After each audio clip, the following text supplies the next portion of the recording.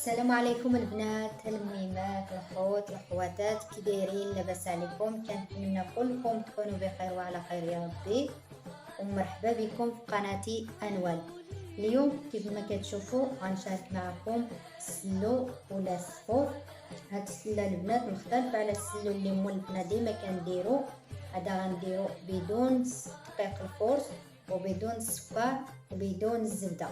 هاد السلو راه صحي مليون في المية، وكيجي بنين وكيجي معلق وزوين. يلا نشوفوا المقادير والطريقه ان شاء الله، وبقاو معايا. اول حاجه البنات غنشارك معكم الطريقه ديالي في الغسيل ديال الزنجلان. عندي 2 كيلو ديال الزنجلان، نصها هو قسمته على جوج، نصها هو غسلته ونصها هو في البانيو. بالنسبه هاد الزنجلان البنات ملي كنديرو في البانيو على هاد الشكل، هاد الماء كنخليه واحد شويه حتى يطلع علينا هاد الشيء كلشي. هاد الزنجلان اللي كيكون رقيق وكحل، ها هو راه كيبان لكم كيطلع كلشي. ها هو البانيو كيفاش كيبان. وكنعزلو بالنسبه للبنات اللي كيخلطوا كلشي، يعني كيغسلوا الزنجلان كله وكيخلطوه في اللاطه، راه كان هاد الطريقه راه كتعاوننا بزاف في تنقيه البنات. هاد الزنجلان ملي كيطلع على هاد الشكل كندير ليه هكا، كنعزل هذا اللي الفوق. هاد الطريقه كنبقى حتى نعزل هاد الشيء كلشي اللي طلع الفوق. كيعاوننا بزاف البنات بالنسبه للتنقيه، خصوصا الا كان سي الزنجلان عامر بالتراب وعامر بديك الزنجلان كحل ورقيه، كيشد الوقت بزاف. ولكن الا درتو هاد الطريقه راه كتعاون بزاف.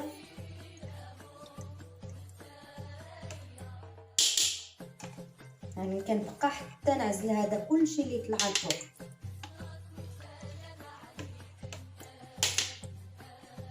وكنعزلو بوحدو في اللاطه ديالو بوحدو، ما كنلوحوش، غير كنعزلو حتى نساليه ونقادو ونقي حتى هو، ولكن هو كياخد شويه الوقت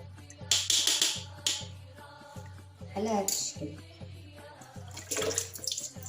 صافي كنعاودو نشدو بهذه الطريقه.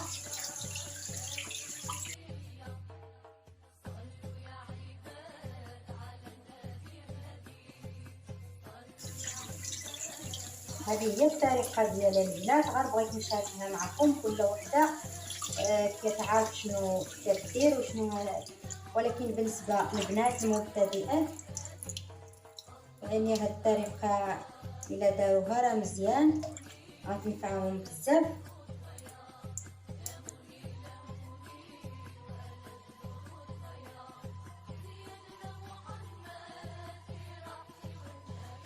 هذه هي الطريقه اللي كنديرها البنات لغسيل ديال الزنجلان، شاركتها معكم.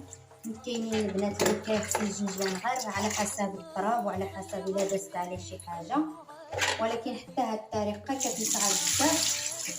وبالنسبه لهاد شويه اللي كيبقى في البانيو، الا بقات شي حاجه ديال التراب ولا شي حاجه راه كنعزلو بوحدو، كنعاود نشلو بهاد الطريقه. صافي دابا غنقاد الزنجلان ديالي في اللاطه وغنطلعو السطح ونرجع معكم باش ندوزو السلو ديالنا ان شاء الله.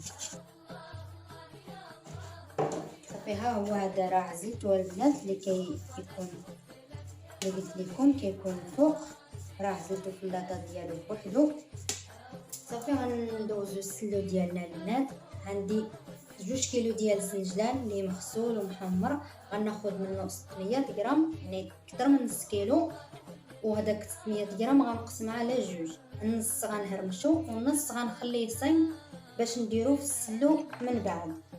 عندي كيلو ديال اللوز، خديته قسمته على جوج، نص كيلو ها هو غليته في الماء وفسختو خليته حتى نشف. غندير بشويه ديال الزيت وغندخلو للفران على النار مهيله حتى يتحمر ويتقرمش. ونص كيلو مسحته مزيان ودخلته للفران بقشورو حتى تحمر. عندي كيلو ديال الإيلان حتى هما مغسول ومحمر، كلشي هادشي مغسول البنات ومحمر. بالنسبه هاد السلو كيف ما قلت لكم غنديرو الدقيق ديال الإيلان والدقيق ديال الشعر، يعني عندي كيلو ديال الإيلان وكيلو ديال الدقيق ديال الشعير، عندي نص كيلو ديال السوجه، نص كيلو ديال الحمص، عندي شويه ديال النفع وشويه ديال حبه حلاوه. بالنسبه للنفع وحبه الحلاوه ما كنكثرهمش البنات، كيجي السلومر كندير 2 معالق كبار ما كنفوتهمش، 2 ديال النفع و2 ديال حبه حلاوه. عندي لتر ديال الزيت الزيتون. بالنسبه هاد اللوز البنات ملي فصلتو هاد القجور ديالو راه ما ضيعتهمش باش حتى حاجه ما تضيعهاش، دخلتهم الفران حتى هما غنطحنهم. وعندي التمر هو باش غنحل السلو ديالي، عندي هاد النوع ديال التمر كيقول ليه السكري. هذا البنات راه غنغسلو، غناخذ منه كيلو نغسلو نحيد ليه العظم، ومن بعد نحل به السلو ديالي. هاد عفوا التمر البنات راه كنغسلو انا واخا كيكون في الكرتونه ديالو، حيت كيكون كيهزو بيديهم وكيكون طراب وداكشي، انا ضروري كنغسلو. صافي دابا غنغسل هاد التمر وغنحيد ليه العظم وغنطحن هاد اللوز والجنجلان وهاد الشيء كلشي، ونرجع معكم البنات باش ما يجيش ليا الفيديو طويل بزاف. صافي دابا عزيت هادو البنات ديتهم عند الهري اللي حدايا طحنهم ليا. الصراحه هما عندهم هذوك الماكينه اللي كيقولوها الكوكوط، كيطحنوا هاد الشيء مزيان مزيان. انا الحمص السوجه اللان مازال غنغربلهم، كل حاجه عزلتها بوحدها باش نغربلهم. عندي النوافع 2 معالق كبار ديال النافع و2 ديال حبه حلاوه مطحونين ومغربلين. عندي هنا القشور ديال اللوز اللي في السخط جاو بحال الكاكاو طحنتهم وغربلتهم. هنا عندي مسكه حره، عندي 2 من هادو، وحده شريتها وحده كانت عندي وطحنتها بواحد معلقه كبيره ديال السكر سنيده طحنتها مزيان. القرفه، شويه ديال الملحه، زيت الزيتون.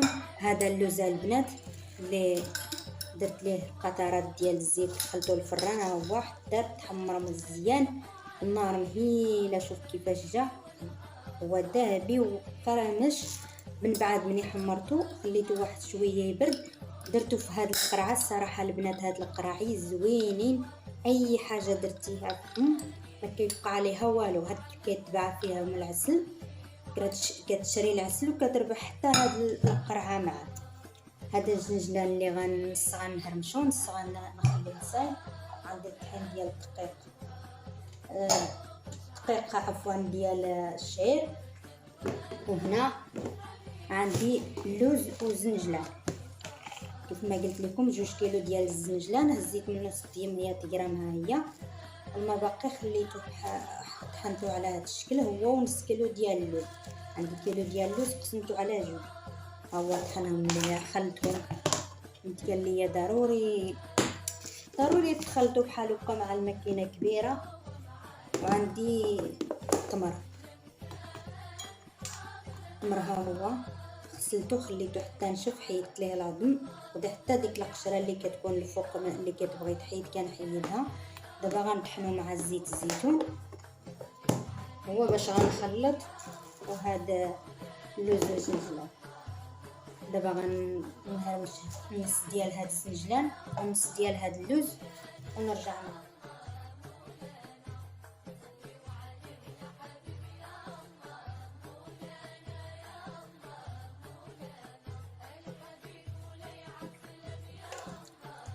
هانتوما البنات راه كيجي بحال العسل. علاش انا قلت لكم ضروري تاخذوا هاد التمر اللي معسل باش يجي بحال هكا، باش يجي بحال العسل. مره ملي كتطحنوا مره تحركوا في الخلاط وردوا البال على ما يدوش لكم شي هاد ولا شي حاجه.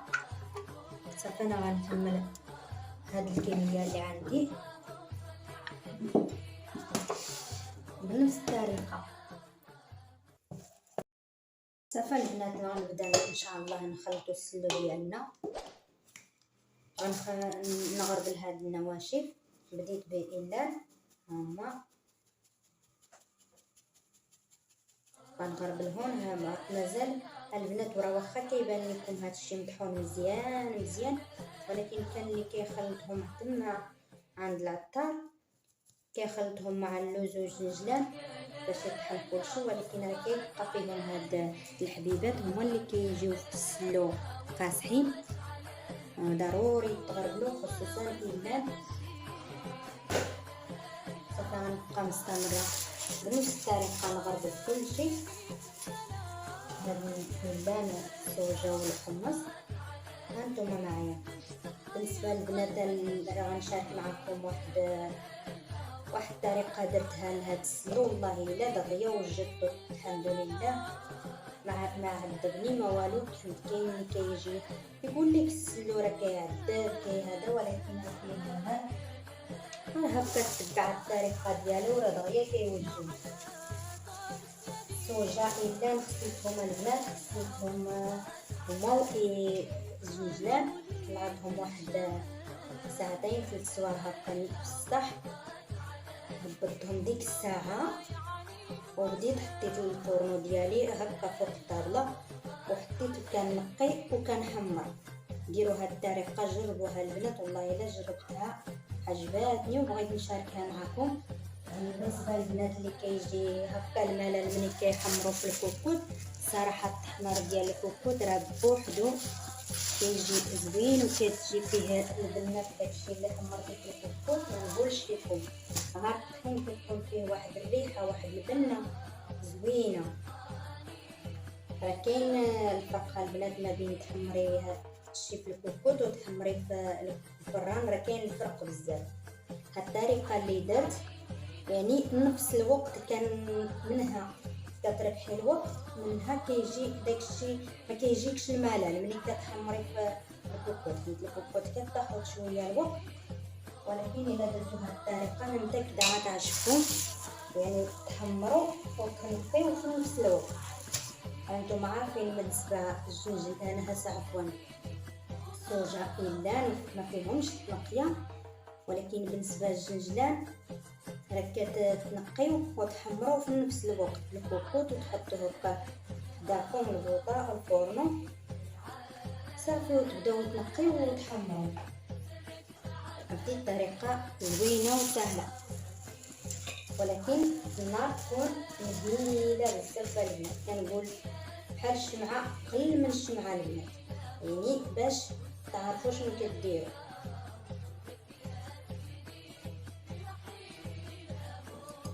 ونزيد لكم واحد المعلومه اخرى البنات، بالنسبه للزنجلان ما تخليوش حتى ينشف مزيان مزيان وتبقاو تقلبوا فيه باش ينشف، لا غالبا لكم هو بحال هذا الشكل. ها هو دار اللي غسلت معكم قبيله، هذا اللي الفوق ها هو راه باقي المهم ما نشفش مزيان ما فازق.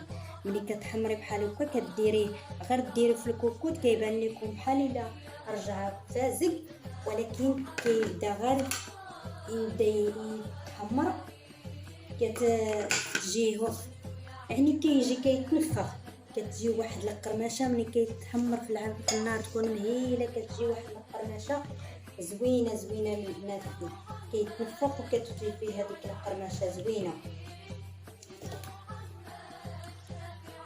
صافي درت النوافع البنات وهذيك ديال اللوز، غندير واحد 2 معالق كبار ديال القرفه،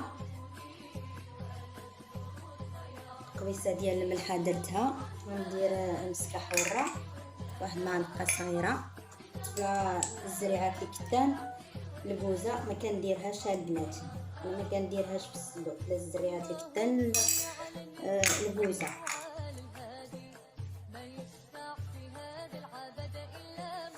صافي غنخلط هاد النواشف، عاد نزيدو المكونات الاخرين. انا كنشارك معكم كلشي البنات وكنشارك معكم الطريقه اللي كندير والمعلومات اللي كندير. نتمنى نكون خفيفه وظريفه على قلوبكم، وتشجعوني باللايكات ديالكم والكومنتيرات ديالكم. صافي دابا غنزيد اللوز والجنجلان،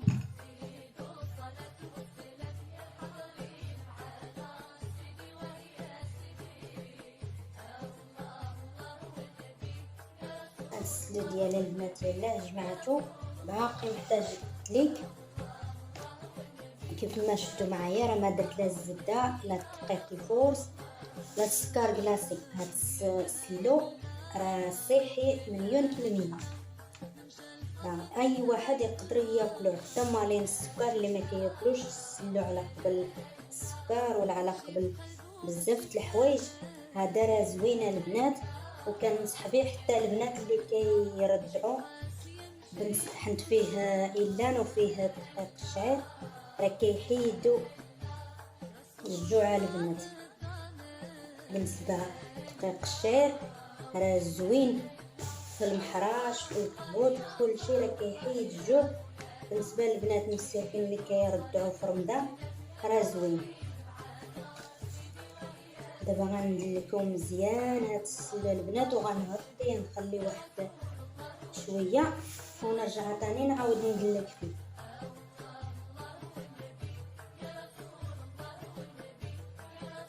دابا السلو ديالي ها هو دلكته البنات، غنغطيه واحد ربع ساعه حتى نص ساعه، ومازال غنرجع ندلك فيه مزيان مزيان، حيت هاد المكونات ملي كيرتاحوا كيتلقي اللدام ديالهم. وبالنسبه للزيت راه خدا ليا لتر ديال الزيت، الا مازال بان ليا خاصو شويه ديال ليدام من بعد مني غندلكو مزيان. غنزيد واحد الكاس العنبه، وغنزيد واحد معلقه كبيره مازال ديال القرفه. بانت ليا القرفه شويه قليله. هادشي اللي غندير البنات، ونتلاقاو في الشكل النهائي ان شاء الله والطبق ديال التقديم. ما تمشيو فيه. صافي البنات، هاد السلو ديالي رديتو هاد البانيو، هذا راه غرق باش ندلكو مزيان. والمعلقه كبيره اللي قلت لكم ديال القرفه مازال غنزيدها، ها هي غنزيدها، والكاس ديال الزيت. المهم غنزيد الكاس ديال الزيت ونشوف. انا ما بغيتش نكثر ليدام في الاول حتى نشوف. بالنسبه الدقيق ديال الشعير راه كيشرب البنات، ماشي بحال الدقيقه اللي ديال الفرن. درت دابا المعلقه كبيره ديال القرفه والكاس ديال الزيت. دابا غنبدا ندلك.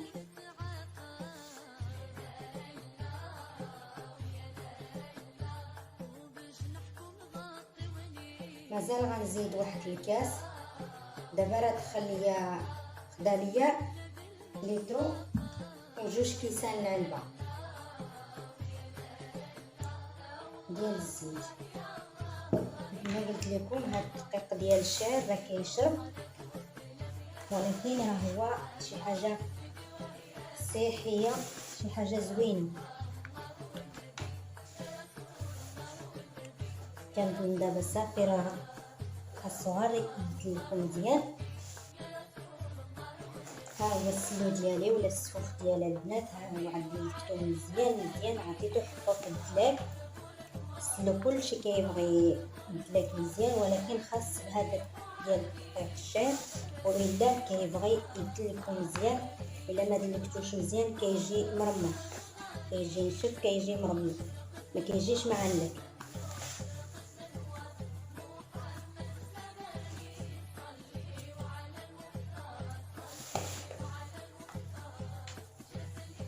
صافي دابا راه الله يجعل البركه. غندوزو نقلبو.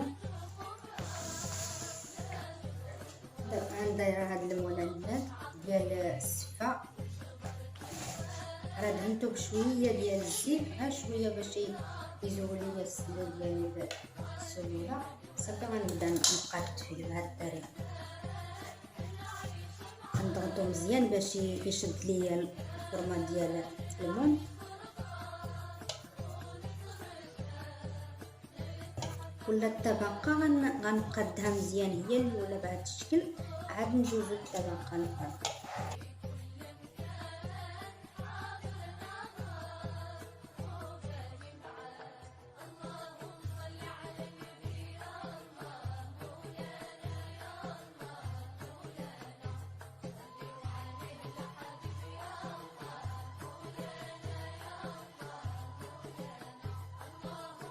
صافي دابا عندي هاد اللوز اللي خليت باش نزين به وشويه ديال الورد.